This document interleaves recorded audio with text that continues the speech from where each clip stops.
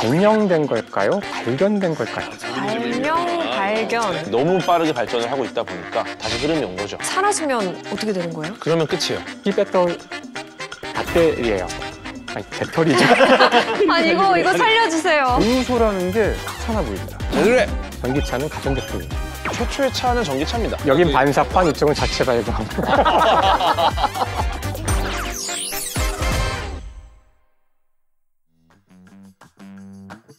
차가 어떻게 굴러가냐는 친구의 말에 과학이라고 답했습니다. 자동차에 얽힌 과학 이야기를 풀어보는 현대로운 탐구생활. 안녕하세요. 저는 MC를 맡은 과학 커뮤니케이터 궤도입니다. 네, 안녕하세요. 차에 아주 관심이 많은 배우 하석진입니다. 반갑습니다.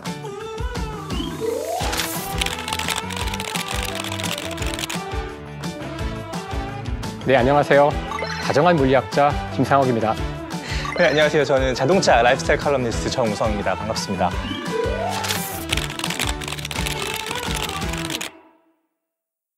와, 저는 사실 정우성님 나온다고 해가지고 석진이 형님하고 좀 이게 겹치죠. 자리가 겹치지 않나. 겹칠 수 있죠. 보니까 오늘 전혀 겹치지 않네요. 제 멍해입니다. 네. 아. 늘 지고 가야 되는 짐이죠. 어쨌든 저희 2편으로 다시 돌아왔습니다. 네, 돌아왔습니다. 살아남았습니다. 네, 1편이 마지막일 줄 알았는데 야, 이렇게 두 분 뵈니까 너무 반갑고 네, 오늘 또 맞아요. 새로운 얼굴도 있으니까 시작부터 굉장히 또 밝고 지금 아니, 밝죠? 네, 밝습니다. 굉장히 밝아지고 네네네. 정우성님이 그래도 그 유튜브 쪽에서 자동차 리뷰를 엄청 많이 하셨더라고요. 네네, 많이 했죠. 많이 찾아보기도 했고 실제로 저는 옛날에 잡지회사에 계실 때 네, 맞아요. 칼럼도 정말 많이 보고 그러니까 이름도 알려진 이름이지만 실제로 하시는 일도 우리가 찾아보면 엄청 많이 하시는 일이 많으신 네네네. 그런 걸 알고 있습니다. 너무 감사합니다. 환영해 주셔서. 얼마 전에는 또 카투 더 퓨처라는 프로그램에서 자동차 얘기를 재밌게 할 수 있는 기회가 있어서 아는 얘기 모르는 얘기 다 하고 왔습니다. 잘 부탁드리겠습니다. 믿고 가는 걸로. 네네. 예, 좋습니다. 근데 여러분 그거 아십니까? 지금 여기 구도가 조금 대칭은 아니잖아요. 그렇죠. 네, 한 자리가 네, 비어 있습니다. 오늘 녹화에 특별한 게스트가 한 분 더 있습니다. 네. 오늘 뉴페이스가 두 분이나 나오죠. 그러니까요. 저와 우리 석진님이 이분과 며칠을 같이 지내는 동고동락하다. 네, 나와주시죠. 안녕하세요.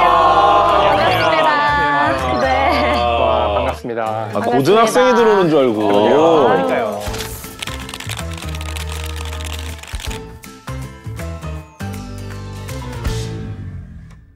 아유. 너무 어려 보이세요. 젊은 게 아니라, 그죠? 정말요? 감사합니다. 반사판이 두 개가 된 느낌이니까 너무 밝아졌어. 너무 그죠? 다르네요, 의미가. 아닙니다. 여긴 반사판, 이쪽은 자체 발광. 그러네요. 네. 스스로 빛을 내시고. 훌륭합니다. 감사합니다. 간단하게 그럼 이렇게 정우성님, 이혜성님 모시고 현대로운 탐구생활 두 번째 시간을 한번 시작하게 됐는데 오늘 주제 알아봐야죠, 주제. 네. 오늘 일단은 우리 정우성님 모신 이유도 네. 빛 관련이 당연히 있고 이 반짝반짝하는 그 전구랑도 관련이 있다. 다 연결된 게 바로 오늘 주제입니다. 네. 오늘의 주제 전구? 에너지. 전기입니다. 전기. 전기. 예. 전기는 사실 이 세상 자체예요. 어떤 의미에서는. 현대 문명사회의 주역? 아니요, 그런 정도가 아니라 전기가 없으면 세상이 없어요. 그러니까 우리 자신이 존재할 수가 없어요. 전기가 없으면. 그래요? 그렇죠. 그러니까 전기가 없으면 그냥 존재 자체가 사라진다라고 보시면 돼요. 그래서 왜 그런지는 이제 차차 이야기를 하다 보면은 이해가 되지 않을까. 근데 우선 먼저 그 전기 얘기가 나왔으니까 하나 좀 구분을 할 필요가 있을 것 같아요. 여러분이 생각하시기에 전기란 것이 발명된 걸까요? 발견된 걸까요? 재밌는 질문입니다. 발명과 발견. 네. 그러니까 발명은 없었던 게 생겨나는 거고 발견은 원래 있었던 거잖아요. 그렇죠. 전기는 그래도 뭐 번개처럼 원래 자연적으로 존재하던 거 아닌가요? 그렇죠. 아마 좀 많은 분들이 전기라는 걸 어디서 만들어냈다, 발명이라고 하시는 분들이 많이 계신데 실제로는 전기는 발견으로 보는 게 맞죠? 그렇죠. 전기는 이 우주에 이미 있던 현상이었던 것인데 이제 우리가 나중에 한 19세기가 되어서야 비로소 과학적으로 그것이 무엇인지 알게 된 거죠. 실제 아까 제가 몇 번 이야기했지만 지금 우리 몸만 얘기를 들더라도 우리 몸이 지금 움직이고 있는 것이 이 전기 현상이에요. 그렇죠. 뭐 전기적 신호인 건가요? 생체 전기라고 하는데 정확히는 이제 뇌에서 신경계를 통해서 몸의 각 부분으로 뭐 손가락을 움직여, 뭐 머리를 돌려 이런 신호를 보내야 되는데 그 신호가 정확히 전기 신호가 가거든요. 그래서 우리가 살아있는 것, 우리가 움직이는 것도 다 전기 현상이다. 그럼 생명체 몸 안에 전기가 이미 존재했던 거네요. 그렇죠. 전기를 만들어내는 메커니즘이 뇌에 있고 이 전기를 통해서 우리 몸을 움직이는. 저는 사실 그렇게 생각해 본 적은 한 번도 없는데 이를테면 어렸을 때 우리 실험할 때 감자나 오렌지 같은 데다 이렇게 꽂아가지고 물 들어오게 하는 거 있잖아요. 그것도 일종의 생체 전기라고 할 수 있는 건가요? 아니요, 이게 약간 다른 거라서 다른 거예요? 제가 준비를 좀 해왔어요. 좋아, 좋아요. 실험을 해볼게요. 네네. 오, 제가 너무 기다렸던 이거 시간입니다. 애드립인가요? 와, 이거는. 제 자비로 싼 오렌지입니다. 이야, 지금 제작진도 당황하는데요. 제가 먼저 꽂아볼게요. 나 이거 어렸을 때 했던 이렇게 기억이 나. 2개씩. 네. 이렇게. 그 다음에는 연결을 해주셔야 되는데 네. 플러스는 다 연결하시는 거죠, 지금? 네, 다 연결을 해야 돼요. 이렇게 돌아가게. 현재 이게 지금 전지가 된 거거든요. 와, 꽤 강력한 전지네요. 이 정도, 아니 그렇게 강력하진 않을 거예요. 그래도 나름 6개라. 야. 되게 약하지만 들어오네. 차이를 진짜 바로 들어오네요. 그쵸. 그래서 진짜 신기해. 저도.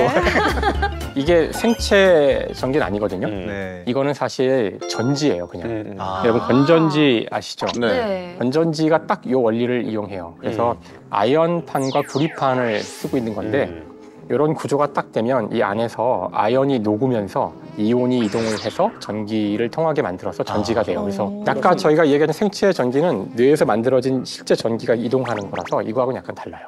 아까 우리 몸 안에 자연적으로 전기가 이미 있다고 하셨는데 그러면 이 생체 전기가 사라지면 어떻게 되는 거예요?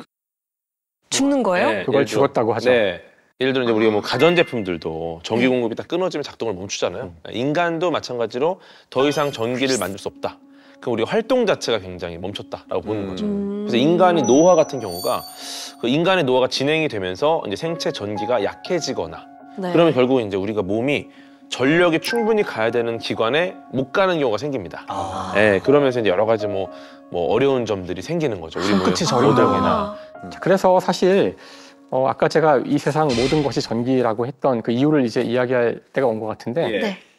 왜냐하면은 이 세상 모든 것은 이제 원자라는 걸로 되어 있는데 한 가운데 원자 핵이라는 게 있고 그 주위를 이렇게 전자가 도는 그런 구조가 원자거든요. 근데 왜 핵 주위를 전자가 돌고 있냐면은 정확히 이것이 태양 주위를 지구가 도는 거랑 비슷해요. 바로 중력이라는 힘이죠. 네. 원자 핵 주위를 전자가 도는 이유는 바로 전기력이라는 힘 때문에 돌고 있는 거예요. 즉 모든 물질은 원자로 되어 있는데 원자를 묶어주는 힘, 원자를 작동시키는 힘이 바로 전기력이에요. 그러니까 힘이 4종류가 있어요. 좀 놀라운 일인데 굉장히 많은 종류가 있을 법도 한데 핵 안에 있는 힘인데 약한 핵력, 강한 핵력이 있고 모두가 아는 중력, 사과가 떨어지는 거. 마지막이 전자기력이라는 힘인데 사실은 이 핵력 2개는 저희가 보기가 쉽진 않아요. 그러니까 2개를 빼고 나면 중력과 전자기력이 남는데 네. 중력은 땅으로 떨어지는 게 중력이에요. 우리가 볼 수 있는 건. 이거 빼고는 전부 다 전자기력이에요. 그래서 전자기력이 굉장히 중요한 그런 힘이에요. 교수님 근데 아까 전기력도 말씀하셨고 지금은 전자기력을 말씀하셨는데 그 둘이 좀 차이가 있나요? 어떻게 달라요? 사실 그게 이제 오늘 우리 이 프로그램의 가장 중요한 내용이기도 해요. 전자기력은 말 그대로 전기와 자기를 붙여서 한꺼번에 이야기하는 거예요. 예, 이 대목에서는 또 새로운 게스트를 모셔야 됩니다. 아, 그런가요? 네. 또 누가 또 나오나요? 있어요? 야, 오늘의 깜짝 게스트. 여기 자리인가요? 네. 들어오시죠. 오늘 어디 계세요? 들어올 리가 없죠. 무리수 설정이었습니다. 뭐예요? 이분은 이제 19세기 분이라서 오래전에 가셔가지고. 네. 네. 들어올 수가 없고 그 전기가 발명됐다고 생각하시는 분들이 이제 생각할 때 19세기부터 전기가 알려진 게 아닐까 할 때 바로 그분들을 맞아요. 이야기하는 건데 제가 여기서 이제 전기에 대한 총체적인 설명을 한번 드릴게요. 네. 좋습니다. 그래서 전기의 가장 중요한 것은 전하예요. 전하. 전하란 단어가 이상하게 들릴 수도 있지만 플러스 마이너스가 전하예요. 전하에는 2종류가 있어요. 양전하, 음전하. 그래서 전하가 있어야지만 그 둘 사이에 힘을, 전기력을 서로 작용할 수가 있어요. 그렇죠. 마치 질량이 있어야지만 중력이 적용되는 거랑 똑같아요. 네. 여기 만약에 전하가 하나 딱 있으면 이 주변에는 전기장이라는 게 생겨요. 바로 이 전기장이 전기력을 일으키죠. 근데 이 전하가 만약에 가만히 있지 않고 이렇게 움직이잖아요.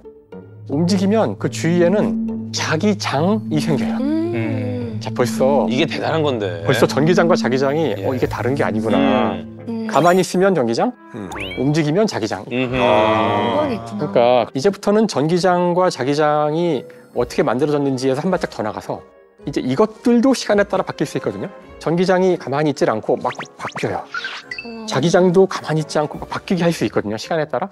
그럼 어떤 일이 벌어질까? 여기서 이제 두 사람의 위대한 물리학자 이름이 나와요. 첫 번째, 자기장을 움직여서 전기장이 만들어지는 걸 발견한 사람이 바로 페러데이라는 사람이에요. 페러데이. 이건 발견인가요? 발견이죠. 발견이고요. 엄청나게 위대한 발견이죠. 페러데이라는 분이 자석을 움직였을 때 전기가 만들어진다. 이 사실이 바로 현재 모든 국가에서 전기를 만드는 발전기의 원리예요. 이게 없으면 지금 전기 없어요.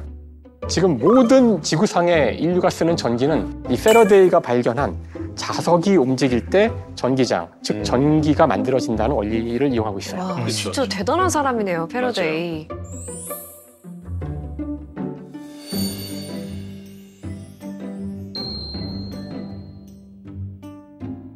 정말 멋진 분이고, 근데 다 아쉽지만 이분이 어떤 수학적, 물리학적 체계를 만드는 정도의 어떤 교육 과정을 밟지 못하셨어요. 그러다 보니까 이쪽에 재능이 뛰어나진 않아요. 실험 물리학자이기 때문에.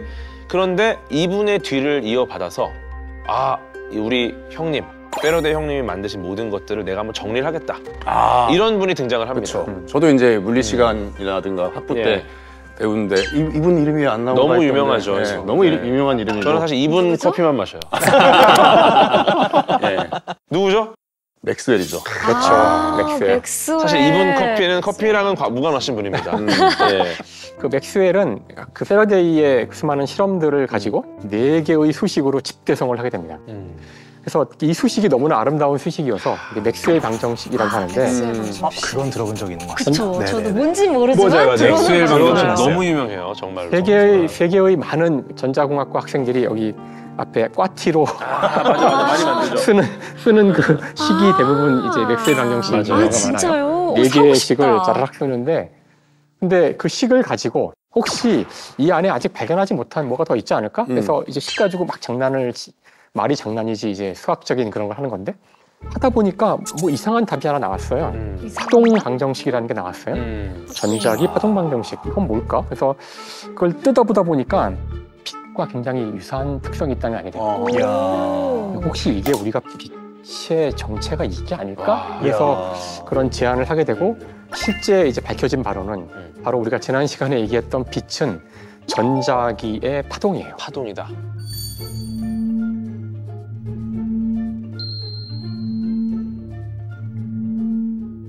또 중요한 분이 있어요. 누구죠? 누굴까요? 전기하는. 힌트를 좀 주십시오. 맞추고 싶은데. 유명한 분이에요. 지금은 이분을 모르면은 이상한 거지. 이분을 굉장히 증오하거나 증오합니까? 너무 사랑하는 분들이 많이 계세요. 저는 알 것 같습니다. 저도 알 것 알 것 같습니다. 같아요. 네네. T죠, T?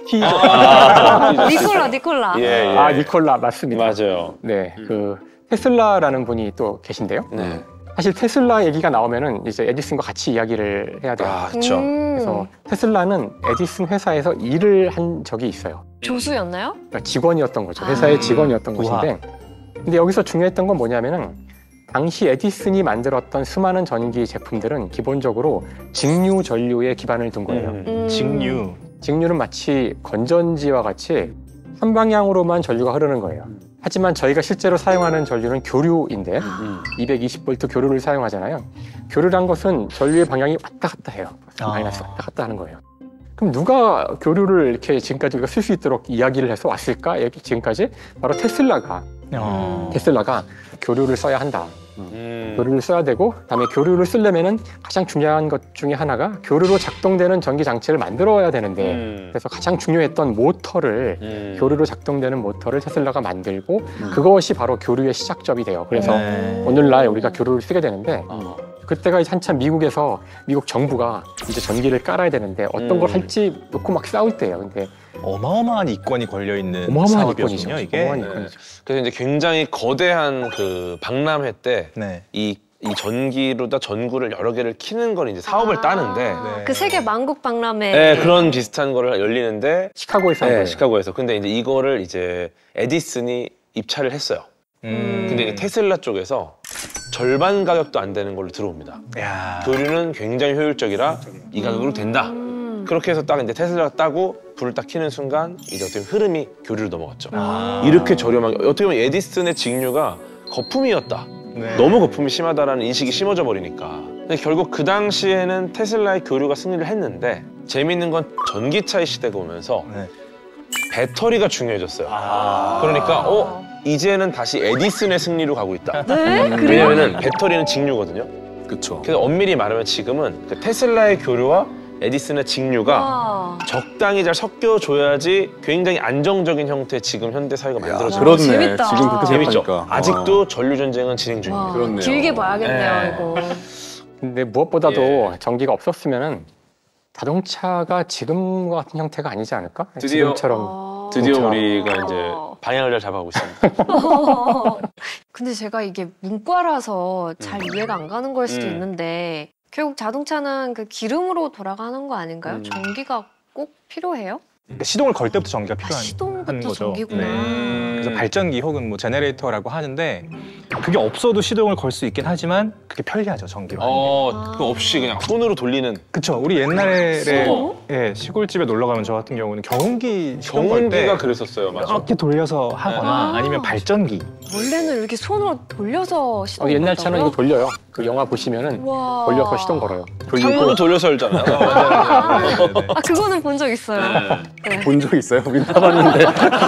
우린 타봤는데. 저는 돌리면서 있었습니다, 차 나도 안에. 해봤는데 이거. 예, 뭐 옛날 영화 촬영이 아니고. 근데 이제 요게 발명되면서 이제 시동이 아주 편해졌죠. 맞아요.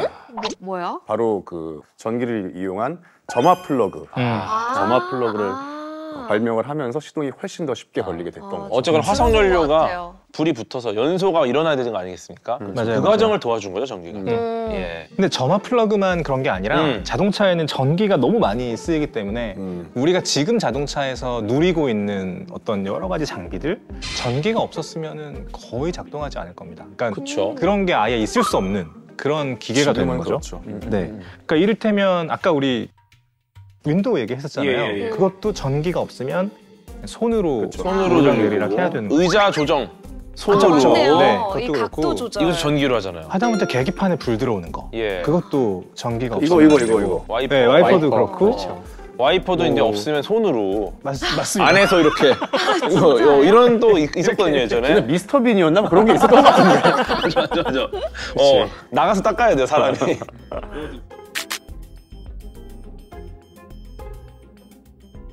저희가 지금까지 전기를 쓸 수 없으면 자동차 안에 있는 기능들을 거의 지금 누릴 수 없다 이런 얘기를 했었잖아요. 네. 근데 그 이유가 조금 더 디테일하게 들어가면 바로 이 부품이 없기 때문이기도 합니다. 이 부품 또 퀴즈인가요? 뭘까요? 오늘 퀴즈 많이 나오네요. 사실 제가 문과생으로서 예. 이런 퀴즈를 낸다는 게 되게 이상하긴 합니다. 박사님들이 계신데.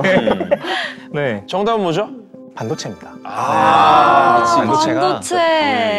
정말 많이 들어가거든요. 그러니까 반도체. 내연기관 자동차에 거의 3,400개 정도의 반도체가 어허. 들어가고 어쨌든 이제 신호를 주고 받아야 되잖아요. 밖에서 어떤 일이 벌어지면 뭐 경고등을 켜준다거나 스티어링 휠을 돌려준다거나 뭐 차선을 맞춰준다거나 그게 다 반도체 역할이기 때문에 전기가 그만큼 너무 중요하게 되는 거죠. 야. 사실 전기에서 전기가 할 수 있는 일이라고는 전기를 흘리는 거랑 끌어주는 것밖에 없거든요. 저희 끊고 흘려주고 하는 거를 제어를 적시 필요할 때 정확하게 해주는 것을 해줄 수만 있으면은 저희가 그걸 가지고 컴퓨터도 만들 수 있고 그다음에 스마트폰도 만들 수 있고 모든 걸 할 수가 있어요. 그걸 하는데 필요한 재료 물질이 반도체인 거예요. 그래서 그 반도체가 전기 신호를 받아서 다른 모든 시스템들도 제어하기도 하고 정보를 기억하기도 하고 이런 일을 하는데 기본으로 쓰이는 거죠. 그래서 그런 거예요. 저는 옛날부터 차를 보면은 약간 좀 사람이랑 비슷하다는 느낌을 받은 게 그러니까 사람의 움직임을 따라서 만든 게 아닐까라는 생각을 좀 했었어요. 약간 그 신경계통에서 뭐 명령을 내리고 움직이고 이런 것들이 약간 사람이 이렇게 움직이니까 사람이 탈 차는 이렇게 만들자. 약간 사람 같다. 근데 지금까지 전기가 자동차에서 얼마나 중요한 존재인지 이야기를 해 나눴는데 사실 우리 인식 속에 자동차의 전기라는 게 어쩌면 특정 기능을 구현하는 약간 에너지원 그러니까 약간 보조 역할로 좀 보이지 않았나 싶습니다. 예를 들면 이제 조연인 거죠, 조연. 그냥 점화 플러그 정도, 에너지를 창문 열어주는 주는, 정도였는데, 예, 근데 이제 세상이 바뀝니다. 이제는 그 전기가 자동차의 주연이에요. 그렇죠. 너무 중요해졌어, 이 전기가. 주인공이 된 예, 거네요. 맞습니다. 예전에는 보조 역할이었고 실제 주인공은 화석 연료 떼어서 가는. 그렇죠. 근데 이제는 주연이다. 맞습니다. 예. 그냥 전기가 동력원이 되는 시대가 됐죠. 네. 저는 궁금했던 게 전기차가 왜 이렇게 늦게 나온 느낌이 드는 거죠? 좀 더 빨리 개발돼서 막 상용화 될 수 있지 않았나 싶은데 왜냐면 뭐 구조도 간단해 보이고 사실 전기차가 최초의 차는 전기차입니다. 최초요? 먼저 나왔어요, 전기차가. 전기차는 진짜 옛날에 나왔죠. 네. 그래요? 근데 이제 제일 중요한 게 배터리 기술 문제가 제일 컸을 걸로 알고 있고 네. 그래서 근데 이제 지금 이게 너무 빠르게 발전을 하고 있다 보니까 다시 흐름이 온 거죠. 약간 그 내연기관과 석유와 환경과 이런 게 다 맞아서 지금 전기차 시대가 열렸다. 그러니까. 그렇게 보는 게 맞고 네. 최초의 마차, 전기 마차인데요. 1832년에 스코틀랜드 사람이 만들었거든요. 로버트 앤더슨이라는 사람이 만들었고 충전할 수 있는 전기차는 1884년에 토마스 파커라는 영국 사람이 만들었습니다. 근데 이 전기차라는 게 그렇게 명맥이 아예 끊긴 건 아니었어요. 제가 이제 학생 때 모터쇼 이런 데 가면 컨셉트카 자체는 되게 전기로 이렇게 갈 것이다라고 컨셉을 만들어 놓은 게 있어. 컨셉트카. 맞아. 디자인 같은 것만 해놓고 실제로 나오는 제품은 아닌데. 그렇죠. 근데 이게 또 미래랑 관련이 있는 것이 알고 계실 수도 있는데 인류 최초로 지구 바깥으로 나갔던 자동차는 전기차예요. 여기 아실 것 같은데. 루나로 달 탐사. 루나 로버. 예.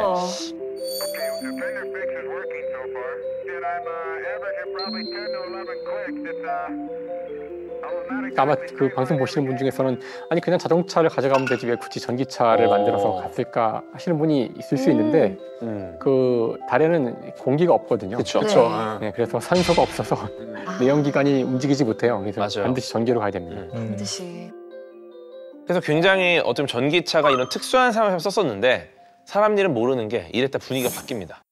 예, 제 기억이 맞다면 2010년대 중반 정도였는데 전기차가 이제 하나둘씩 등장을 하고 이게 막 쏟아지기 시작을 하는 거죠. 네.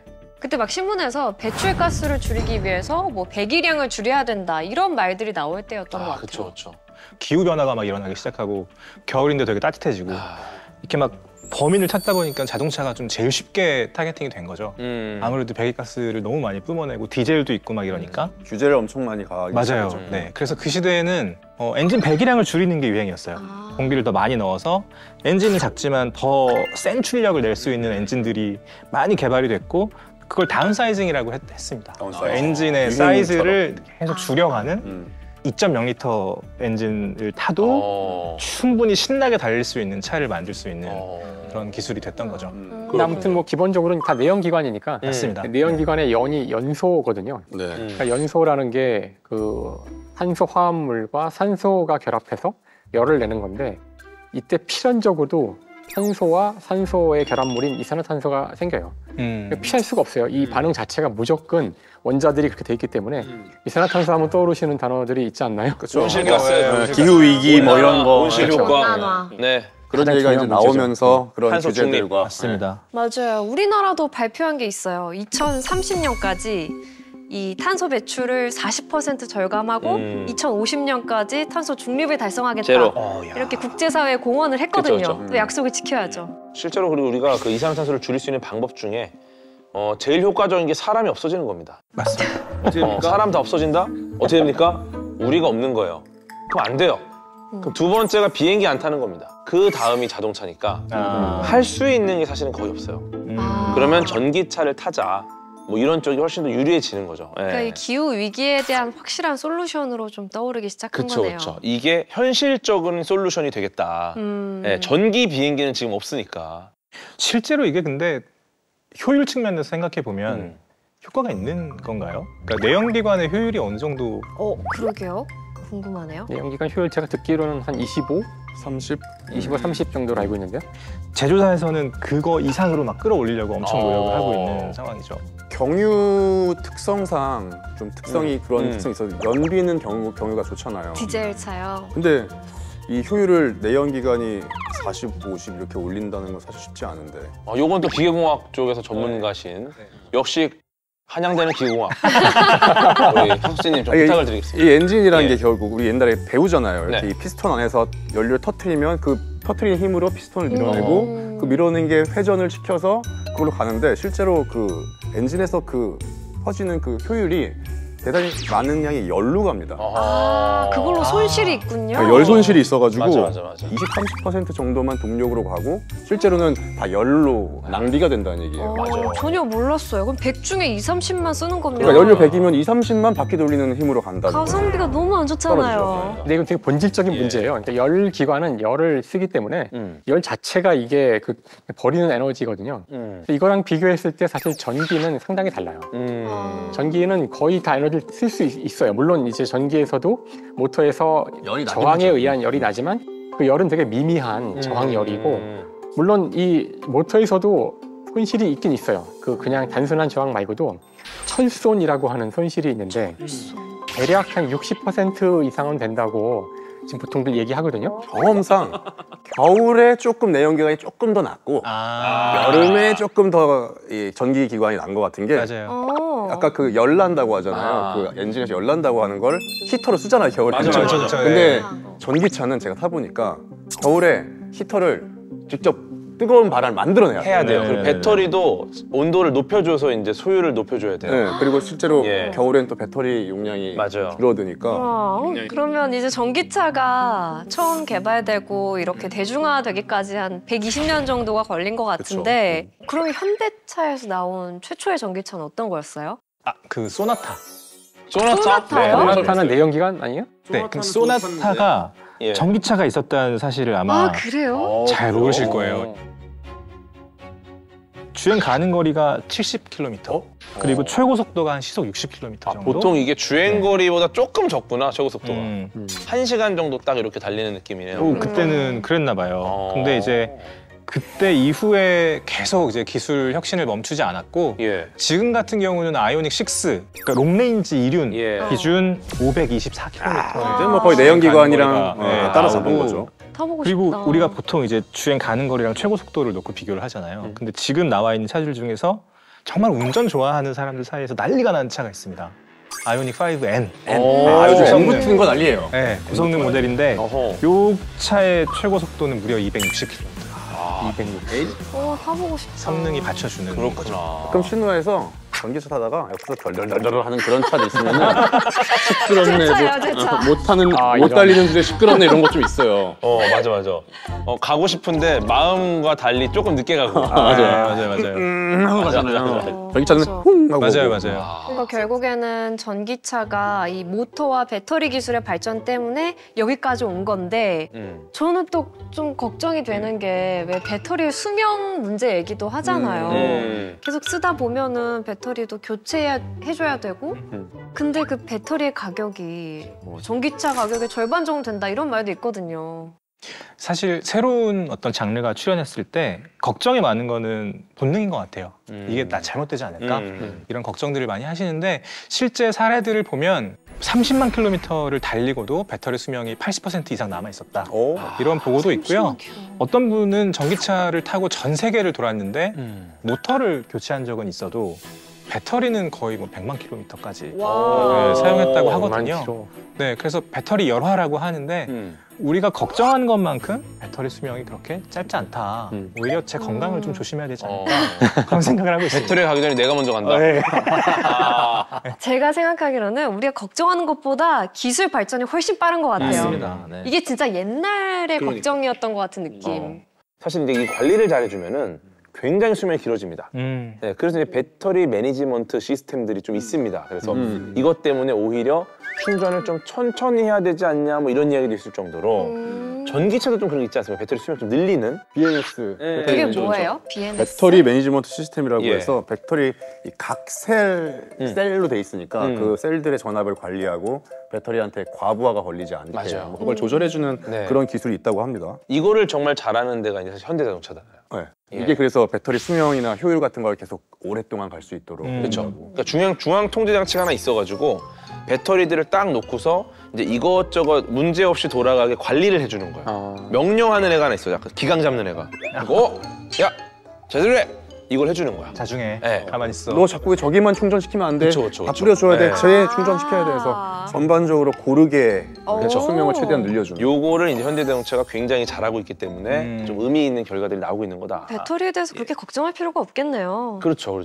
재미있는 게 뭐 우리가 이제 충전하는 방식들은 이렇게 있지만 실제로 우리가 하는 행동들, 삶에서 하는 어떤 행위들이 어떻게 전기, 배터리랑 좀 비슷합니다. 그래요. 무슨 뜻이죠? 집을 이제 음극재로 보고 직장을 양극재라고 보고 우리가 이제 왔다 갔다 하는 거예요. 네. 그 사이를. 그러면서 어떤 전하의 흐름이 생기는 거죠. 네. 네. 요게 바로 뭡니까? 전류. 네. 아. 전류죠. 전화의 흐름. 네. 아까 저희가 이미 봤지만 이제 배터리를 이렇게 그 오렌지로 만들어 봤잖아요. 그러니까 기본적으로 전기가 흐른다는 것은 전하가 움직이면 되는데 여기서 이것들이 움직일 수 있게 되는 이유가 뭐냐면은 마치 물을 모아서 저희가 물을 흘릴 때 물레방아를 돌리는 거를 상상하시면 돼요. 만약에 물을 어딘가 이렇게 높은 곳에 모아놓을 수 있다면 우리가 이걸 이용해서 물레방아를 돌려서 일을 할 수 있을 거 아니에요. 그러면 물을 위에 높이 올려놓는 것이 높이 올려놓은 것이 배터리예요. 배터리죠. 자꾸 배터리를 가지고 그래. 이거 살려주세요. 고급스럽게 이거 좋아요. 말씀하시려고 배터리예요. 배터리가 아니고 배터리. 그래가지고 물을 높이 올려놓을 수 있으면 그 다음에 이것을 물을 풀어주면 물이 흐르면서 이렇게 물레방아가 들어갈 거죠. 네. 그러니까 바로 그것이 배터리의 원리인데 현재 저희가 사용하고 있는 이제 리튬 아이온 배터리에서는 리튬 플러스 이온이 왔다 갔다 하는 것을 이용해서 전기를 만들게 돼요. 그래서 리튬 이온이 흑연에 있을 때, 즉 여기 지금 플러스 마이너스 극이 있는데 음극이 흑연이에요.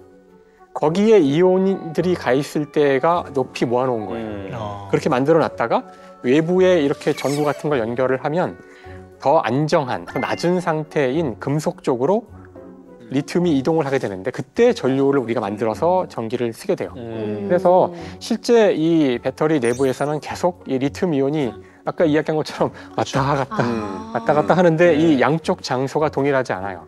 한쪽은 더 높은 곳이고 한쪽은 낮은 곳인 거죠. 그럼 배터리의 원리는 이제 대강 이해를 한 것 같은데 충전은 어떻게 되는 거예요? 정말 심플하게 그냥 뭐 일하는 생쥐들이 있는 거예요. 생쥐들이 쫙 오면 이쪽에 먹을 걸 놔둡니다. 그 생쥐들이 막 뛰어가겠죠. 가면서 일을 하는 거야. 근데 다 먹잖아요. 그럼 이제 이쪽에 먹을 걸 다시 갖다 놓는 작업이 충전. 네. 갖다 놓으면 또 얘네들이 일로 오겠죠. 배고프니까. 오는 과정에서 또 막 에너지를 또 일을 하겠죠. 다 쓰겠죠? 방전. 이 음식을 갖다 놓는 작업이 어쨌거나 내가 에너지를 쓰는 거니까. 이렇게 보시면 될 것 같아요. 심플하게. 네. 그 효율 얘기가 나와서 그런데 왜 전기차 이용자들은 충전 속도에 또 중요하죠. 생각을 많이 하잖아요. 그렇죠. 근데 이 충전 속도를 높이기 위해서는 뭐 외부에서 전기를 세게 보내거나 하면 되는 건가요? 이 전기 문제에서는 결국 옮길 수 있는 에너지의 양이 어떻게 결정되냐면은 그 전선을 따라서 도선을 따라서 움직이는 전류의 양과 전압이라는 양이 있는데 이 두 개의 곱으로 결정이 돼요. 전류는 쉽게 얘기해서 주어진 시간 동안 얼만큼의 전하가 움직이고 있는가가 전류고요. 전압은 사실 압이라는 말이 뭔가 압력 이런 느낌을 주지만 네. 실제 물리에서는 전위라는 말을 더 써요. 제가 보기엔 전위가 더 좋은 표현인데 위치, 높이를 얘기한다고 보시면 돼요. 높은 데서 떨어지는 물이 훨씬 더 큰 에너지를 가지고 있을 거고 또 많이 흘려야 또 빠르게 에너지 이 창고를 채울 수 있을 거 아니에요. 그래서 전류도 커야 되고 전압도 커야 되고 두 개의 곱이 이 에너지를 결정하게 돼요. 그래서 사실 전압이 클수록 더 빠르게 충전을 시킬 수 있고 정전기에서도 전압이 무려 3만 볼트가 되지만 네. 별 문제가 없는 이유가 그때 흐르는 전류의 양은 굉장히 적어요. 아. 실제로 중요한 거는 이 두 개의 곱이기 때문에 문제가 없었던 거예요. 엄청 높은 데서 떨어뜨리는데 물방울 하나인 거예요. 그렇죠. 그런 거죠. 그러니까 하늘에서 떨어지는 그렇죠. 비에 우리가 안 죽듯이. 네. 아. 그래서 사실 이 전압을 크게 하는 게 중요한 이유가 그럴수록 더 높은 데서 보낼 수 있기 때문에 더 많은 에너지를 시간이 빨라지죠. 저처럼 이제 내연기관차에서 전기차로 넘어가려는 사람들은 전기차 충전하는데 얼마나 걸리지? 이게 되게 궁금해요. 맞아요. 요거는 제가 정확하게 설명을 해드릴 수 있는 게 마인드가 바뀝니다. 그러니까 주유소를 가면은 5분이면 끝나는 게 충전소 가면 40분, 1시간 한다고 생각을 하잖아요. 그렇게 생각하지 않고 네. 반대로 생각하세요. 스마트폰을 일주일에 한두 번씩 충전소 가서 충전한다고 생각하세요. 엄청 불편할 거잖아요. 불편하죠. 차도 똑같아요. 우리가 24시간 돌리고 있는 게 아니기 때문에 집에 가는 순간 스마트폰 꼽듯이 그냥 차도 충전기에 꼽아 놓는 거예요. 아, 뭐 기다리는 게 아니라 그냥 꽂고 그러니까 뭐 네, 다른 그 일을 차에게 하는 내 거죠. 움직일 수 있는 에너지를 주는 방법이 마인드가 바뀌어요. 얘 배고프네 밥 먹이러 가야겠다가 아니라 그냥 늘 밥 먹이는 공간에 놓고 밤에 나간다. 잠잘 시간이다 약같이. 네. 맞아요, 맞아요. 반대로 생각하면 내가 어떻게 내연기관을 탔지라고 생각하면 휴대폰을 가끔씩 주유소 가서 기름을 넣어야 된다고 생각하면 얼마나 불편해. 휴대폰에 에너지 없네. 충전하러 가야겠다. 이걸 바꾸는 거잖아요. 그냥 집에 가서 꼽을 수 있는데. 낮에 그러니까 쓰고 밤에 충전하고. 우리는 이제 스마트폰 밤에 잠잘 때 그냥 꽂고 자러 가고 아침에 일어나서 다시 쓰는 게 너무 당연한데 전기차도 생각해보면 그게 당연할 수 있겠네요. 가끔 스마트폰 쓰다가 잠드는 경우 있거든요.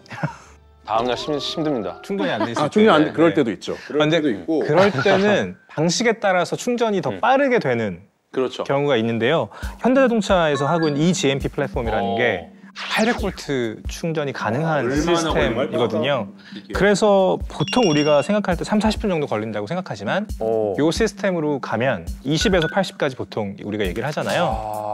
한 18분, 20분 와. 그러면은 이것도 거의 주유에 가까운 그러니까. 수준으로 빨라져네요. 엄청 눌려놓고 빨라졌네요. 잠깐 화장실 갔다 오면 다 거의 돼요. 왜냐하면 사실 우리 하석진님 말씀처럼 그 마인드를 바꿔서 이제 잘 때 충전한다. 요것도 사실 가능했어요. 근데 지금은 그 마인드를 안 해도 가능한 그런 정도로 기술이 발달하고 있네. 그러니까. 근데 이게 전기차를 타다 보면 진짜 익숙해질 것 같긴 해요. 맞습니다. 익숙해져요. 진짜 익숙해져요. 습관이 되게 무서운 것 같아요. 근데 주유소라는 게 되게 하찮아 보입니다.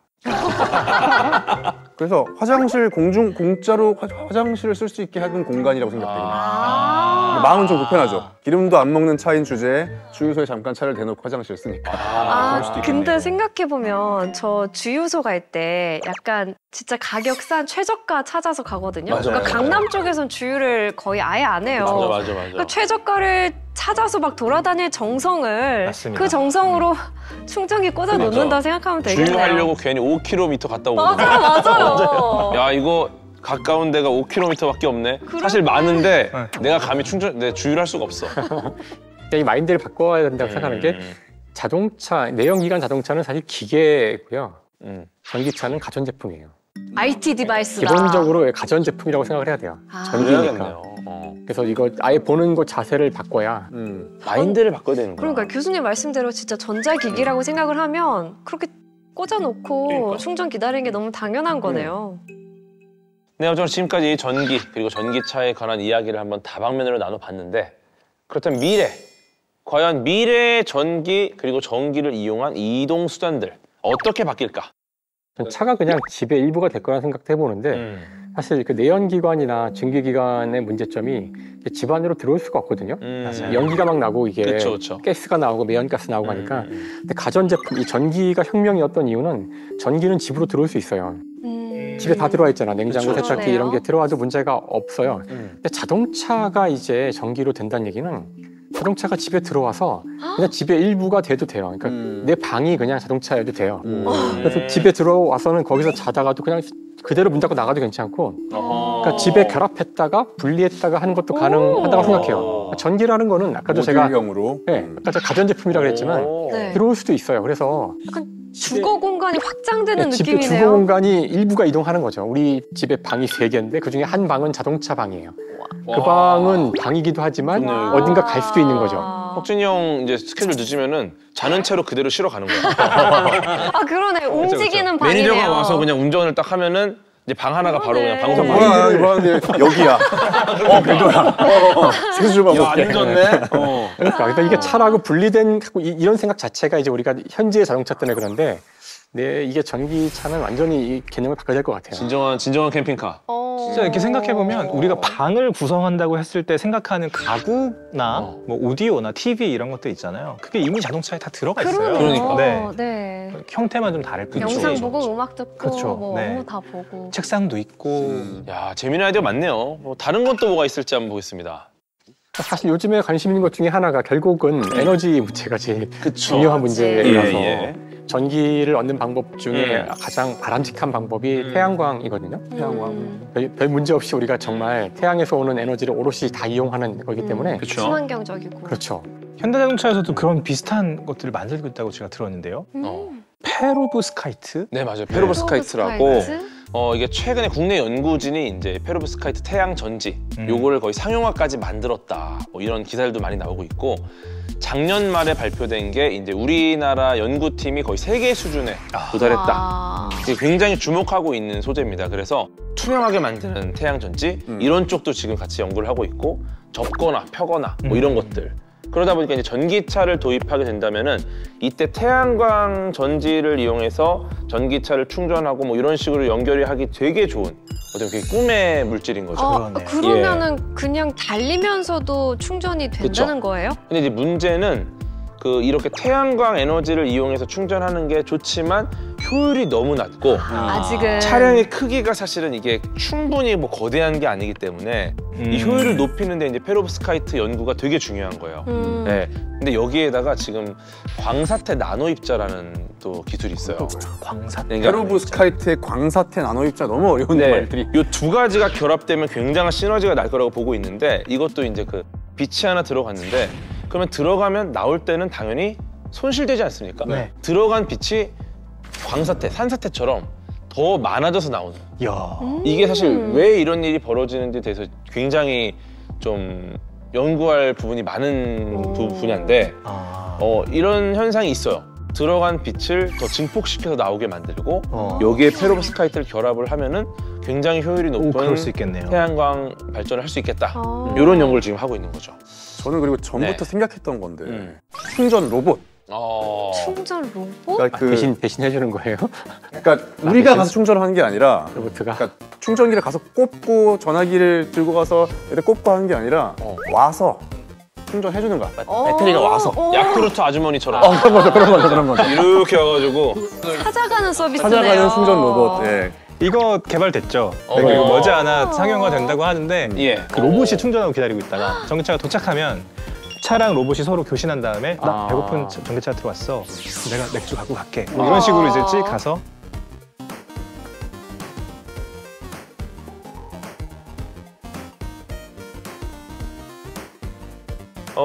저는 자동차가 이제 단순히 이동수단을 좀 넘어서 좀 다른 형태로 쓰이지 않을까.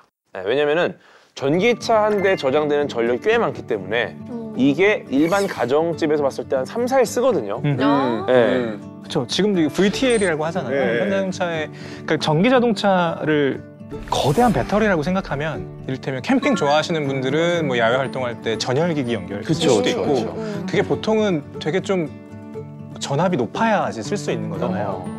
근데 VTL 기술은 그걸 가능하게 해주는 기술이고 직류의 시대가 온 거네요, 다시. 그렇죠. 그럴 수 있겠네요. 다시 에디슨의 또 위험이. 에디슨의 큰 그림일 수 있어요. 그러니까요. 설마. 큰 그림은 그렸으나 이미 돌아가셨다. 그러니까. 예. 사실 자동차 분야에 있다 보면 네. 전동화라는 단어를 진짜 많이 듣거든요. 그러니까 진짜 한 나라, 사회가 다 전기 에너지를 중심으로 되게 좀 활발하게 혁신하고 있다 이런 느낌이 많이 드네요. 그만큼 전기가 굉장히 중요하고 네. 좀 어떻게 보면 전기 덕분에 여기까지 왔다 볼 수 있겠네요. 전기 너무너무 중요하다. 맞아요. 그리고 또 요즘에 MZ세대는 기후위기에 대한 관심도 진짜 높아지고 있고 그렇기 때문에 전기차가 더 뭔가 이 미래 세대의 대안으로 떠오르고 있는 게 아닌가 싶네요. 그렇습니다. 과학자가 결국 해결할 겁니다. 에너지 문제. 아. 핵융합 에너지든 뭐든 분명 해결할 건데 효율을 높이던 근데 그때까지 시간을 벌려면 우리는 아껴야 됩니다 지금. 아끼고 줄이고 탄소 배출도 줄여보고 노력을 해야 됩니다. 빗자루로 청소해야겠네요. 맞아요. 그러게요. 네.